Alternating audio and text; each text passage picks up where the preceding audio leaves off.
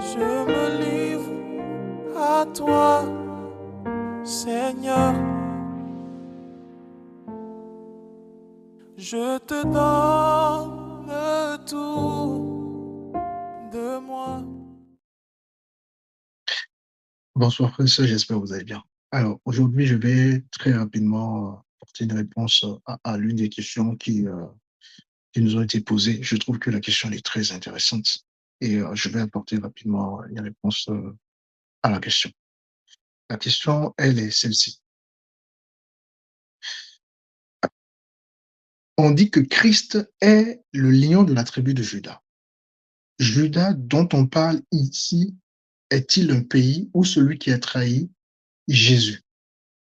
Alors, je pense que tu fais référence certainement au passage d'Apocalypse chapitre 5, le verset 5. On peut le lire d'ailleurs, le prendre. Apocalypse chapitre 5, le verset 5, qui dit ceci. Alors, l'un des anciens me dit, ne pleure pas, regarde le lion de la tribu de Juda, le descendant du roi David a remporté la victoire. Il peut donc briser les sectes attaches et ouvrir le livre. Alors, lorsqu'on dit que Christ est le lion de la tribu de Juda, on fait référence, n'est-ce pas, donc à l'un des 12 fils de Jacob, qui par la suite est appelé Israël, donc l'un des 12 fils d'Israël. Et donc, il ne s'agit pas ici de Judas, l'un des 12 apôtres de Jésus, qui a effectivement trahi Jésus.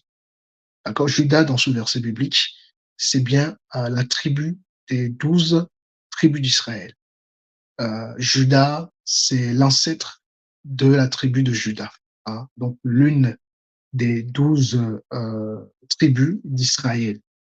Et donc, pour répondre à ta question, ma sœur, Juda ici, c'est bien évidemment un pays. Pour être plus précis, c'est une tribu, hein, c'est l'une des 12 tribus d'Israël.